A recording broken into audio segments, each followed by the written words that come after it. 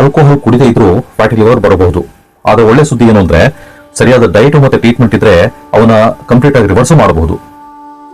ನನ್ನ ಒಬ್ಬ ಪೇಷಂಟ್ 45 ವರ್ಷದ ಅಕ್ಷತಾ ಅಂತ, ಅವರು ಕೇವಲ 6 ತಿಂಗಳಲ್ಲಿ ಫ್ಯಾಟಿ ಲಿವರ್ನ ಇಂಪ್ರೂವ್ ಮಾಡ್ಕೊಂಡ್ರು. ಇವತ್ತು ಭಾರತದಲ್ಲಿ ಪ್ರತಿ 3 ಜನ ಒಬ್ಬರಿಗೆ ಫ್ಯಾಟಿ ಲಿವರ್ ಸಮಸ್ಯೆ ಇದೆ. ಆದ್ರೆ ಅದನ್ನ ರಿವರ್ಸ್ ಕೂಡ ಮಾಡಬಹುದು. ನಾನು ಟ್ರೀಟ್ಮೆಂಟ್ ನೀಡಿದಂತ ಒಬ್ಬ ಪೇಷಂಟ್ ಕತೆ ಇವತ್ತು ಡಿಸ್ಕಸ್ ಮಾಡೋಣ. ನಮಸ್ಕಾರ. ಶ್ರೀ ಶಾರದಾಂಬಾ ಕ್ಲಿನಿಕ್ ಇಂದ ನಾನು ಡಾಕ್ಟರ್ ವೀರಯ್ಯಸ್ವಾಮಿ. ಇಲ್ಲಿ ನಾವು ಆಯುರ್ವೇದ ಜ್ಞಾನ ಮತ್ತು ಮಾಡರ್ನ್ ಸೈನ್ಸ್ ಎರಡನ್ನು ಬಳಸಿ ಆರೋಗ್ಯವನ್ನು ಅರ್ಥ ಮಾಡ್ಕೊಳ್ತೀವಿ.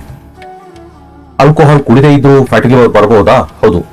ಇತ್ತೀಚೆಗೆ ನನ್ನ ಕ್ಲಿನಿಕ್ಗೆ ಬಂದಿದ್ದ ಒಬ್ಬ ಪೇಷಂಟ್ ಅವ್ರ ಕತೆ ನಿಮ್ಗೆ ಹೇಳಲೇಬೇಕು. ಅವರ ಹೆಸರು ಅಕ್ಷತಾ ಅಂತ, ವಯಸ್ಸು ಸುಮಾರು 45 ವರ್ಷ.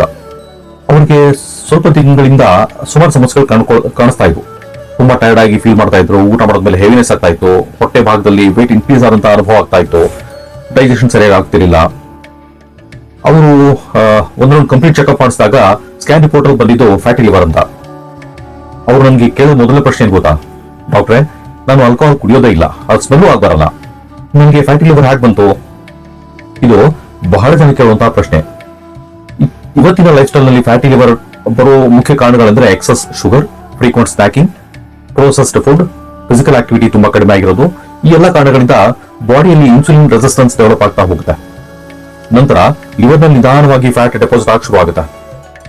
ಆಯುರ್ವೇದ ದೃಷ್ಟಿಯಿಂದ ನೋಡಿದ್ರೆ ಇದನ್ನು ಅಗ್ನಿಮಾಂದ್ಯ ಮತ್ತು ಮೇರುಧಾತುವಿನ ಅಕ್ಯುಮುಲೇಷನ್ ಅಂತ ಕರೀಬಹುದು.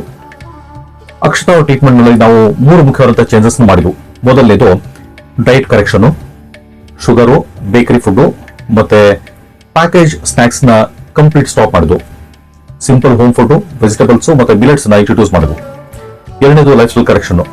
ಪ್ರತಿದಿನ ತಪ್ಪದೆ 40 ನಿಮಿಷ ಸುಮಾರು 5 ರಿಂದ 6 ಕಿಲೋಮೀಟರ್ ವಾಕಿಂಗು ಮತ್ತು ಅರ್ಲಿ ಡಿನ್ನರ್.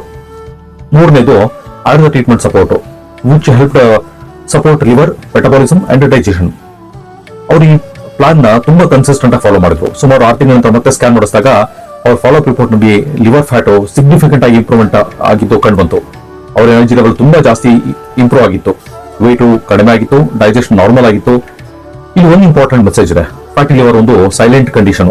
ಬಹಳ ಜನರಿಗೆ ಸಿಂಪ್ಟಮ್ಸ್ ಕೂಡ ಇರೋದಿಲ್ಲ. ಆದರೆ ಅರ್ಲಿ ಸ್ಟೇಜ್ ನಲ್ಲಿ ಡಿಟೆಕ್ಟ್ ಮಾಡಿದ್ರೆ ಸರಿಯಾದ ಡಯಟ್, ಲೈಫ್ ಸ್ಟೈಲ್ ಮತ್ತೆ ಟ್ರೀಟ್ಮೆಂಟ್ ಮೂಲಕ ಅದನ್ನ ಕಂಟ್ರೋಲ್ ಮಾಡಬಹುದು ಹಾಗೂ ಇಂಪ್ರೂವ್ ಮಾಡಬಹುದು. Treatment results vary depending on the stage of fatty liver and individual metabolism. ಆದ್ದರಿಂದ ಫ್ಯಾಟಿ ಲಿವರ್ ನಾವು ಇಗ್ನೋರ್ ಮಾಡಬಾರದು. ಈ ವಿಡಿಯೋ ನಿಮಗೆ ಯೂಸ್ಫುಲ್ ಅನ್ಸಿದ್ರೆ ಲೈಕ್ ಮಾಡಿ, ಶೇರ್ ಮಾಡಿ ಮತ್ತು ಇನ್ನಷ್ಟು ಹೆಲ್ತ್ ಅವೇರ್ನೆಸ್ ಗಾಗಿ ಈ ಚಾನೆಲ್ ನ ಫಾಲೋ ಮಾಡಿ. ನಮಸ್ಕಾರ.